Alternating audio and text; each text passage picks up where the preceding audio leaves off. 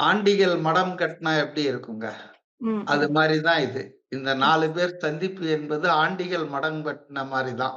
அதிமுகவுக்கு இதனால் எந்த பாதிப்பும் இருக்காது. ஏன்னு சொன்னா, ம், ஃபர்ஸ்ட் அதிமுகவ பத்தி பேசிருவோம்.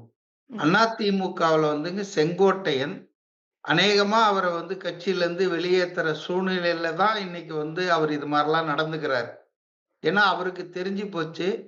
கோபிச்செட்டிப்பாளையத்திலிருந்து ஒரு 9 முறை அ இஃப் ஐ ரிமெம்பர் கரெக்ட். மிக அதிக தடவை வந்து எம்.எல்.ஏவா நின்னு ஜெயிச்சு வந்திருக்காருங்க. அவருக்கு இந்த முறை சான்ஸ் கிடைக்காது அப்படின்றது அவருக்கே தெரியுங்க. அதனால தான் அவர் இந்த மாரிலாம் வந்து ஒரு மூத்த தலைவரா இருந்து அனுபவம் வாய்ந்தவராக இருந்தாலும், இப்படியெல்லாம் ரொம்ப தலைமைக்கு கெடு குடுக்குறது, பொது வெளியில வந்து தலைமைய விமர்சனம் பண்றது, அதுக்கெல்லாம் வந்து நிச்சயமாக அவர் எம்.எல்.ஏவாக இருப்பதால் தான் எடப்பாடி இன்னும் பொறுமையா அவர வெளியேத்தாம இருக்காரு. இல்லன்னு சொன்னா எப்பவோ சாதாரண ஆளா இருந்தா, எப்பவோ தூக்கி போட்டிருப்பாங்க. அதனால தனக்கு இனிமேல் அதிமுகல எந்த பதவியும், பொறுப்பும் கிடைக்காது என்பதை நன்றாக உணர்ந்து விட்ட காரணத்தினால் தான் இது மாரிலாம் செங்கோட்டையன் போயிட்டு இருக்காரு.